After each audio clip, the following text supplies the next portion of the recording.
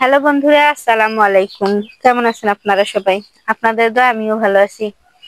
দেখেন বন্ধুরা, আজকে আকাশটা একটু খারাপ, তাই আমার রসুনগুলো তুলে নিব। এবার অনাবৃষ্টির কারণে আমার রসুনগুলো সুন্দর হয়নি।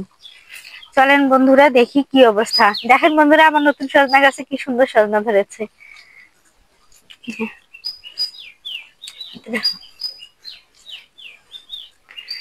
এটা সামনের বছর একটা সজনার ডাল গেড়েছিলাম, দেখেন এবছরে কত সুন্দর ফল ধরেছে। আমি আলহামদুলিল্লাহ অনেক খুশি।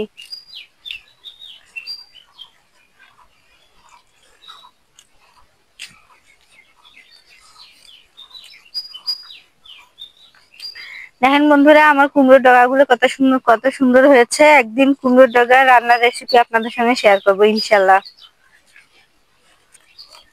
বন্ধুরা দেখেন, আমার মরিচ গাছে কত সুন্দর মরিচ ধরেছে।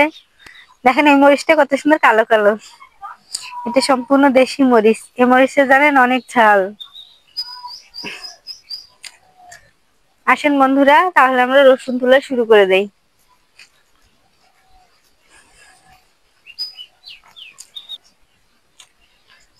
দেখেন বন্ধুরা, আমার রসুন গাছগুলো কিভাবে মরে গেছে।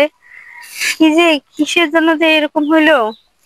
আবার এবার হচ্ছে কি সময় দিতে পারিনি বেশি, এজন্য হতে পারে। আমার অনাবৃষ্টি, এখন পর্যন্ত কোনো বৃষ্টির দেখা নেই।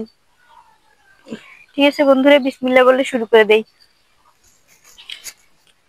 বিসমিল্লাহ রহমানির রহিম। দেখেন বন্ধুরা, রসুন গুলো এই সাইজ হয়েছে। দেখি কি অবস্থা হচ্ছে।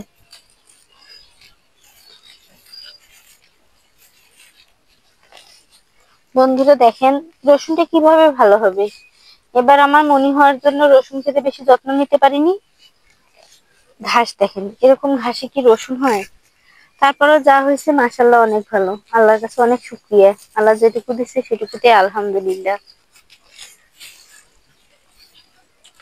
বন্ধুরা তারপরে দেখেন আমার রসুনের সাইজ গুলো কত সুন্দর হয়েছে।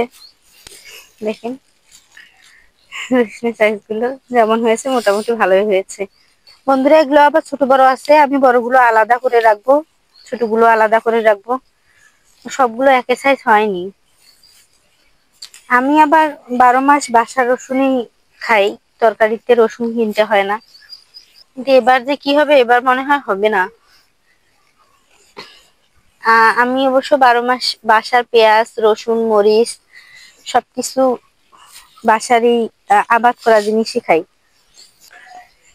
এই যে আমি তুলতে তুলতে আমার শাশুড়িমা চলে আসছে আমাকে হেল্প করার জন্য। শাশুড়িমা, ও শাশুড়িমা দেখ কেন মোর এদিক।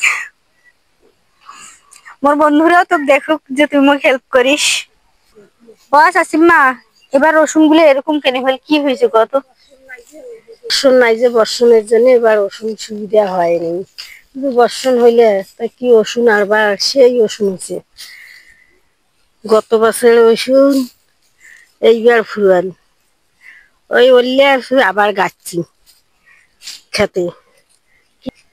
এবার বর্ষণের কারণে তো বেশি ওষুধ। বন্ধুরা আমি তো এভাবে তুলতেছি, পরে যদি আরো কিছু রসুন থেকে যায় এটা হচ্ছে পরে কোদাল দিয়ে বা লাঙ্গল দিয়ে চাষায় বাইর করতে হবে। দেখেন বন্ধুরা, রসুন গুলো কি সুন্দর পরিপক্ক হয়েছে, কিন্তু বড় হয়নি।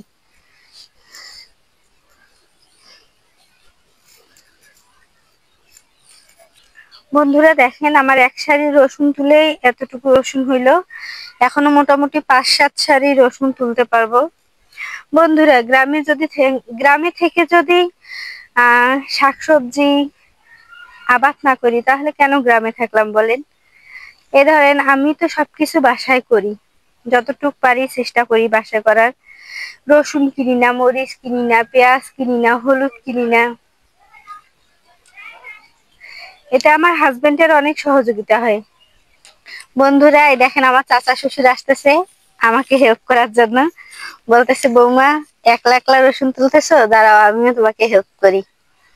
মাশাআল্লাহ, আমার শ্বশুর চাচা শ্বশুর আমি বাড়ির বড় বউ হিসেবে যেটুকু সাপোর্ট করার করে অনেক ভালোবাসে, অনেক ভালোবাসে আমার। কি বলবো আর, ওদের কথা হচ্ছে বলে প্রকাশ করতে পারবো না। আমার বাবা নাই, এ দেখেন আমাকে হেল্প করা শুরু করে দিল। একদম নামাজ পড়ে এসে সরাসরি বসে নিলাম আমার রসুন তোলাতে। আমার বাবা নেই, আমি আমার চাচা শ্বশুর শ্বশুরেদেরকে বাবা ভাবি সব সময় সবকিছুতে ওনাদের সঙ্গে শেয়ার করি।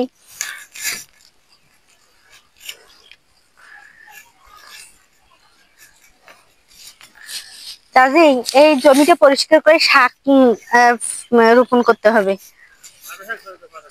হ্যাঁ, পাট শাক, পুঁই শাক, কলমি শাক সবই।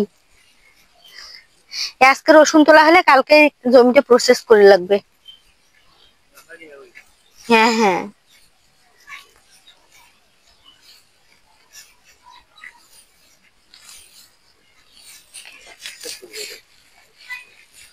দেখেন বন্ধুরা রসুন গুলো কত সুন্দর হয়েছে, ভালোই লাগতেছে। নিজের জিনিস যেমনই হোক ভালো লাগে। ঠিক আছে বন্ধুরা, আমার মতো সবাই বাসায় সবকিছু করার চেষ্টা করবেন।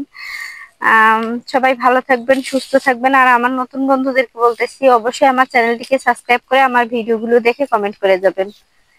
সবাইকে অনেক ধন্যবাদ। আল্লাহ হাফেজ। আসসালামু আলাইকুম।